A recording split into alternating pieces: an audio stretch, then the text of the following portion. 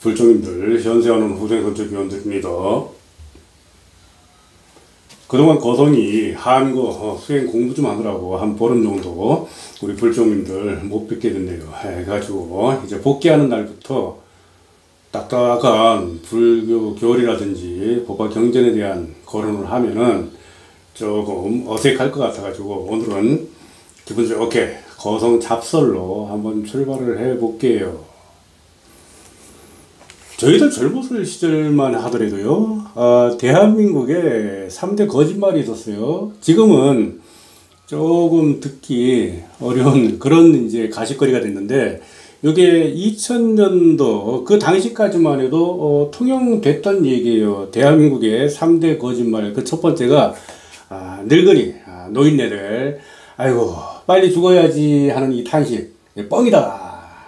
죽기 싫으면서 똥밭에 굴러도 이승이 났다는데 하면서 그렇게 무시했어요. 치부해버렸어요. 그리고 두 번째가 장사꾼들이 남는 게 없다, 미치고 판다, 이런 얘기. 이것도 뻥이다. 장사꾼들이 이렇게 남지 않고 미치고 팔 수가 있느냐 해가지고 이것도 그때 거짓말이라고 치부되던 그런 얘기였어요. 그리고 노처녀들 시집 안 갈 거야 하는 이 투정, 이게 새빨간 거짓말이다, 그런 시기가 있었어요. 그러나 지금 현실이 어때요? 노처녀가 됐든지 처녀가 됐든지, 또는 이에 국한되지 않고 처녀들의 문제는 아니에요. 요즘 우리 주변에 총각들 보면은 이네들도 결혼을 안 한대. 우리 주변에 총각들 보면은 조금 이제 노총각이다라고 이렇게 치부하는 그 연령대, 지금은요 40대, 50대 비혼자, 불혼자들이 굉장히 많아요. 제 주변에 봐도. 더 나아가가지고 제 친구도 아직 결혼을 하는 친구들이 있어요. 그랬듯이 요즘에 이 비혼, 불혼 문제가 굉장히 심각한 사회 문제로 이렇게 대두가 돼요. 자, 그러면은 우리가 이 늙은이라고 평가하는 이 연령대, 우리가 현재 고령자다, 나이가 먹었다, 노인이다라고 하는 그 기준점이 65세예요. 그런데 이 65세라는 연령대를 우리가 간과할 수가 없는 게, 이네들이 지금으로부터 20여 년 전까지만 해도 이 나라의 경제 중추를 떠받치고 있던 40대였어요. 그러면은 역으로 얘기하면은요, 지금의 산업 경제의 중추 주체라고 할 수 있는 40대가 20년 후에는 지금 그네들이 비하하는, 노인들을 비하하는 늙은이 틀딱이 된다는 얘기야. 자, 그러면은 지금은 그 시대는 산업 경제가 또는 여러 가지 대한민국의 능력이라든지 위상이 팽창하는 시기였어요. 그런데 오늘날에 와가지고 그 시대에 비견할 수 없을 정도로 이 한국의 산업 경제는 침몰돼 가고 있다. 이런 상황에서 너희들 40대가 우리 나이가 되었을 때 과연 노후 대책은 되어 있느냐? 어떠한 근본으로, 어떠한 능력으로 기본적인 생계 부담을 헤쳐나갈 것인가? 묘하게도요, 이 가구가 뭉쳐 있으면은 기본적인 생계 비용이라든지 여러 가지 지출 비용이 절감이 돼. 그런데 지금의 현실로 봤을 때는 앞으로는 이제 각 개인별로 개인 플레이하는 그러한 시대가 된 거야.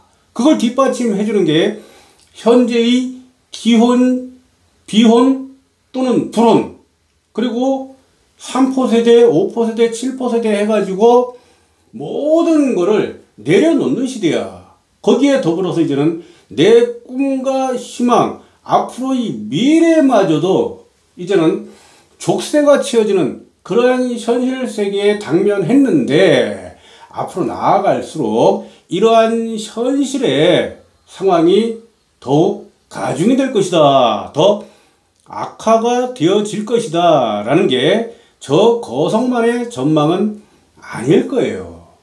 오늘날에요, 이러한 꿈과 희망이라든지 미래에 대한 그 담보될 수 있는 보장이 없다 보니까는 많은 사람들이 내 미래에 대한 그러한 투자라든지 준비보다는 소비적으로 많이 치중을 해요. 하다 보니까는 카푸어, 하우스푸어 이래가지고 나 자신을 포장하고 나 자신을 생생내는 그런 쪽으로 많이 생활 패턴이 기울어가고 있어요. 자, 우리가 이제는 너희들의 현재 문제는 내 앞으로 그리 멀지 않은 미래에 당면할 나의 문제다라는 그러한 인식하에 나는 과연 내가 먹을 쌀을 준비하고 있는가, 또는 내가 누울 잠자리를 완벽하게 준비할 수 있는가, 준비되어 있는가라는 이 고민을 심각하게 해야 됩니다. 우리 세대도 마찬가지예요. 우리 세대도요, 결코 안심할 수 없는 게 이제는 100세 세대야.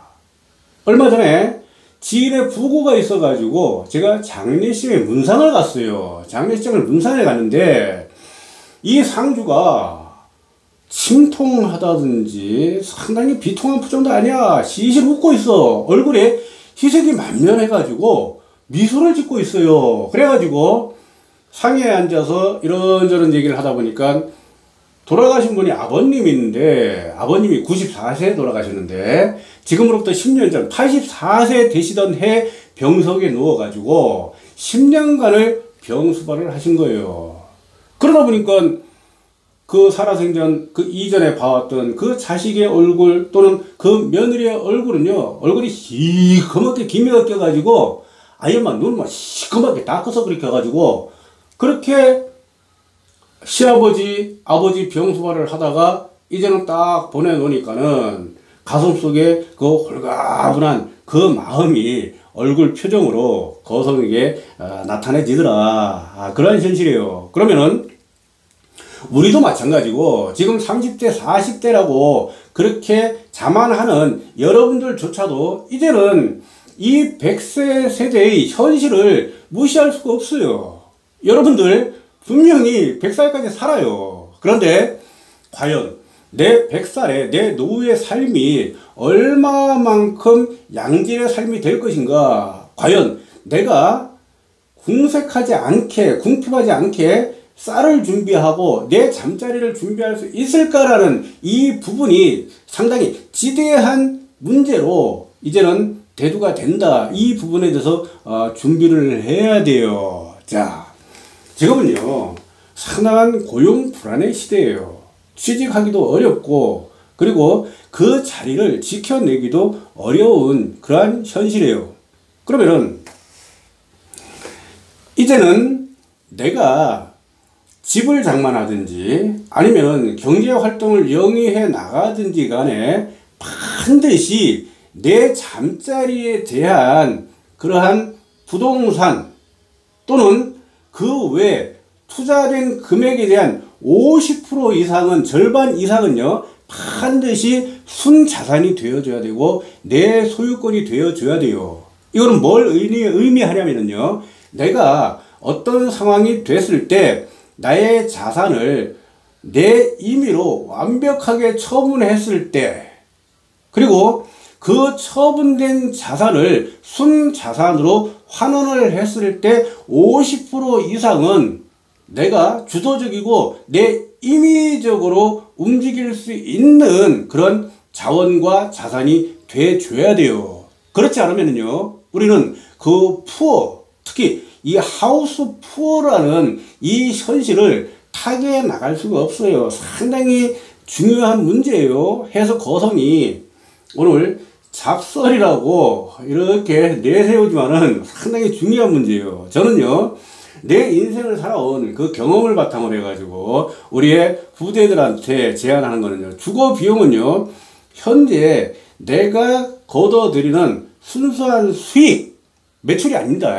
매출도 아니에요. 세전이 아니에요. 모든 걸 공제한 내 손에 들어올 수 있는 그런 가용 자산의 30% 이내에 책정을 해라. 그 30% 이상이 만약에 내 거주 비용을 넘어간다라면은 이는 조정을 해줘야 돼요. 그리고 이 조정하는 방법은요, 거성은 개개인의 사안이기 때문에 몰라. 여러분들이 그 상황을 더 잘 알고 있어요. 거성이 지금 제안드리는 이 말씀을요, 가벼이 듣지 마세요. 반드시 내 주거 비용은 내 순소득의 30% 이내에서 반드시 넘어가지 않도록 그렇게 책정을 하십시오. 이거는요, 월세가 됐든지 또는 전세에 대한 이자 환산액이 됐든지 또는 내가 집을 구매해 가지고 거기에 따른 대출에 대한 상환 원금이라든지 또는 이자라든지 이런 거를 모두 포함하는 그러한 사항이에요. 해서 30% 이내로 내가 반드시 조율을 한다라는 그 기준선, 그거를 지켜나가는 게 여러분들 앞날에 상당히 유리해질 수 있어요. 그리고 우리가 일반적으로 이제 생활비라고 얘기해요. 생활비는요, 생계 유지비라든지 품위 유지비라든지 또는 자녀에 대한 교육비라든지 아니면은 내 자신의 가치를 올릴 수 있는 투자 비용이라든지 또는 사회생활, 내가 조직에 속하다 보니까 인적 교류를 무시할 수가 없어요. 인간 관계를 유지하기 위한 모든 비용, 이 비용은요, 절대 내 순수익의 50%를 넘어가는 그런 수치 제어를 해 주십시오. 50% 이상이 넘어가게 되면은 그 안쪽으로 그 수치를 줄이기 위해서는 약간의 나의 자존심이라든지 나의 체면이라든지 이런 부분은 조금 뒤로 밀어놔야 돼요. 자존심이라든지 체면이 나중에 내 자신의 안위를 보장하는 것은 절대 아니에요. 사람은요, 실속 있게 신뢰주의로 삶을 영위해야지만이 나중에 결과론적으로 내가 승리자가 될 수 있다, 내가 윈터가 되고 내가 빅토리를 창출할 수 있다 라는 부분을 명심하십시오. 해서 저는요, 생활비에 포함되는 이 모든 비용은 내 순수익의 50%를 넘지 마라. 그러면은 30%, 50%를 떨궈내고 나면은요, 나머지 20%가 남는데 가급적이면은 이 20%는요, 적립을 하십시오. 그리고 이 적립을 할 때 환금성이 우수한 그런 부분으로 적립을 하십시오. 자, 환금성이 가장 유리한 거는요, 현찰이겠죠. 현찰 자산이고, 현금 자산. 그리고 나서 우리가 일반적으로, 뭐, 기금속, 뭐, 순금이라든지, 은이라든지, 이런 기금속 자산이 있을 수가 있고, 그리고, 안정된 펀드라든지, 또는 뭐, 주식, 이런 게 있어요. 예, 주식 같은 경우도요, 뭐, 실물 투자를 하든지 간에, 뭐, 치고받고 해가지고, 거의 투기에 가까운 이런 활동은요, 자제를 하세요. 이 20%는요, 반드시 내 인생의 돌파구다, 내 생명줄이다, 나 자신을 살릴 수 있는 동아줄이다 라는 그 인식하에 이거는 없는 셈 치고 반드시 정립하는 습관을 해두세요. 그래야지만이 여러분들이 나중에 노후 생활에 진입했을 때 더욱이 품이 있고 그리고 양질의 삶을 영위해 나갈 수가 있다.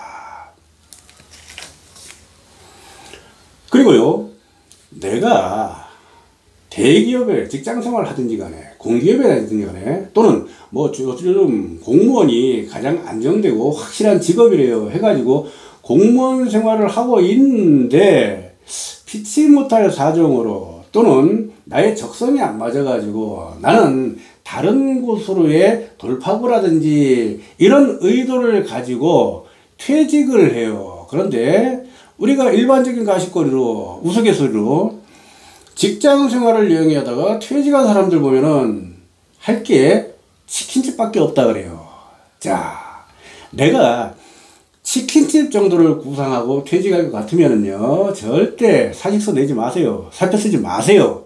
최소한도 내가 지금 현재 이 직장 조직 사회에서 퇴직을 해가지고 뛰쳐나갔을 때 나의 아이템이 5개 정도는 확보가 되어 있다라는 그 확실한 현황이 잡혀 있을 때 퇴직을 결정을 하세요. 그 전에는요, 조금 더 고역이라도, 조금 더 고난이라도 인내하고 철저하게 내 계획을 세우는 그러한 모습이 바람직하다. 자, 내 주변에도 마찬가지예요. 그렇게 안정됐다라고 하는 직장을 퇴직해가지고 뛰쳐나와가지고 자영업을 한다, 또는 본인이 그동안 하지 못했던 그러한 자아실현을 한다라고 이렇게 해가지고 2년, 3년이 경과됐을 때 거의 대부분의 사람들이 후회를 하더라고요.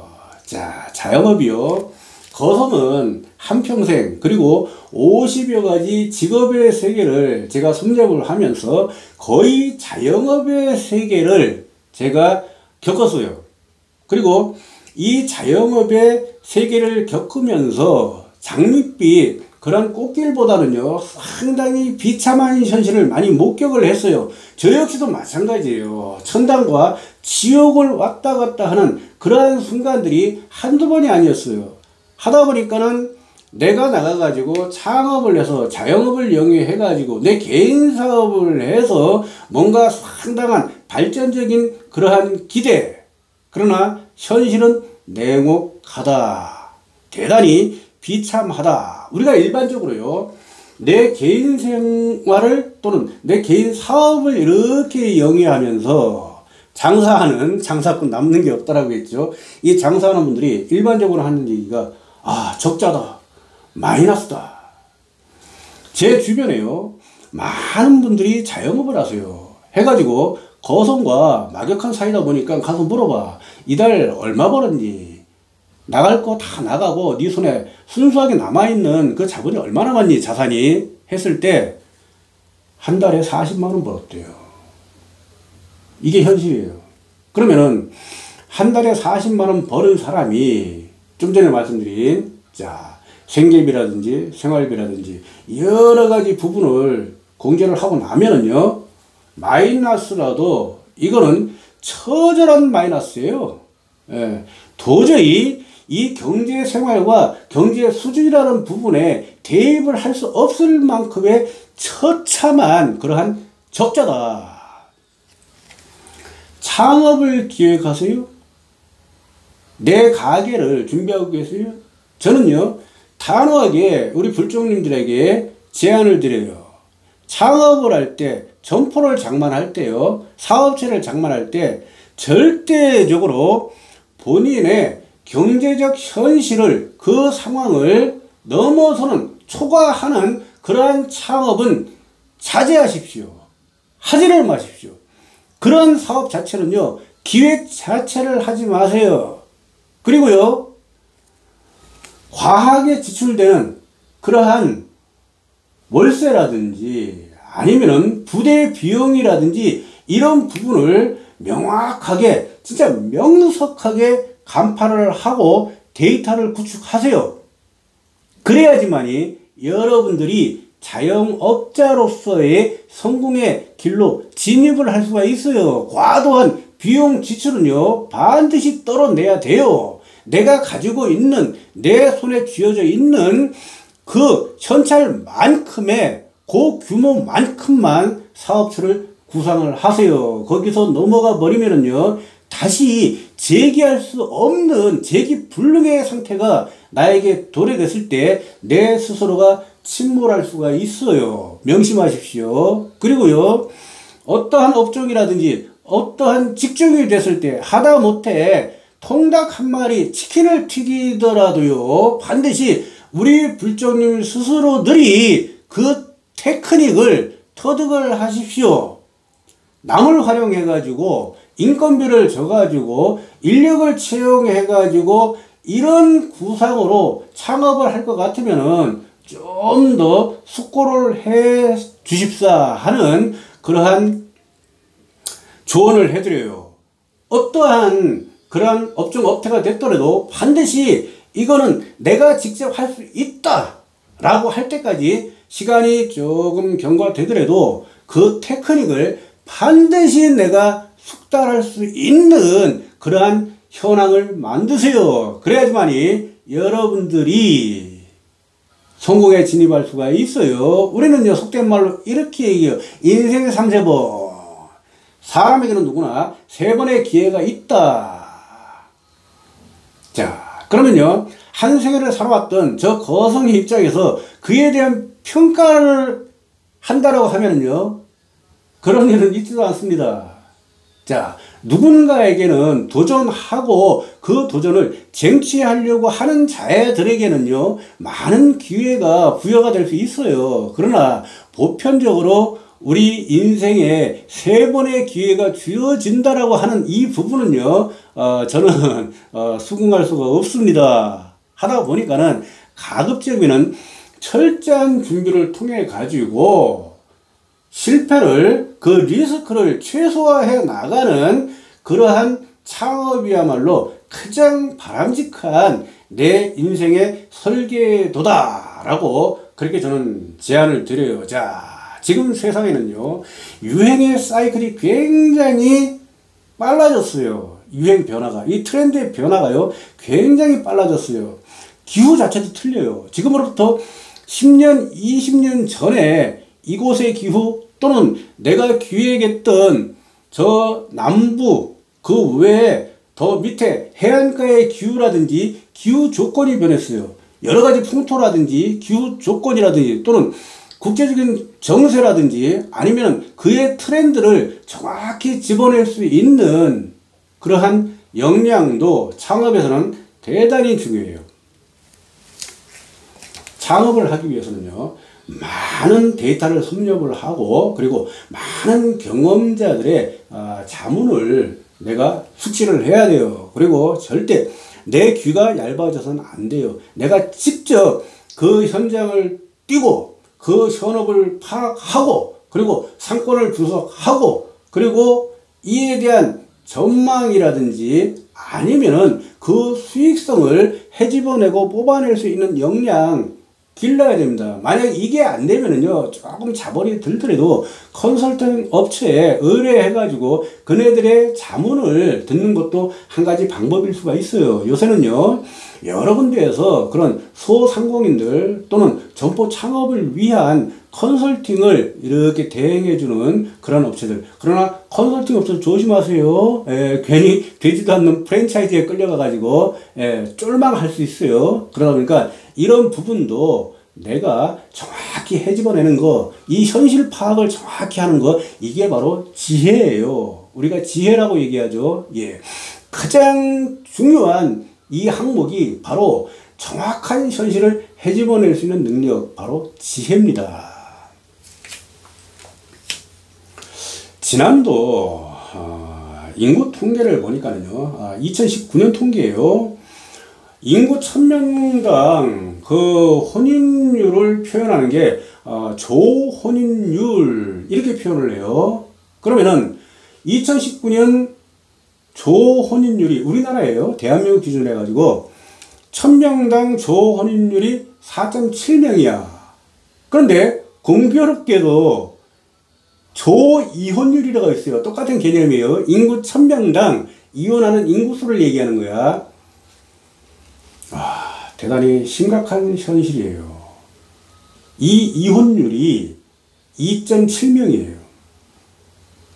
4.7명이 결혼을 하고 2.7명이 이혼을 하는데 거의 50%가 육박해요. 그러나 거성이 평가하고 거성이 판단하는 거는요, 이거는 통계화된 데이터 수치일 뿐이지 더 상향되어 있다, 더 심각하게 그 수치가 높다라고 판단해요. 왜냐면 잠재적 이혼을 그 수치에 포함시키지 않았어. 잠재적 이혼이라는 거는요, 우리가 일반적으로 별거라고 얘기해요.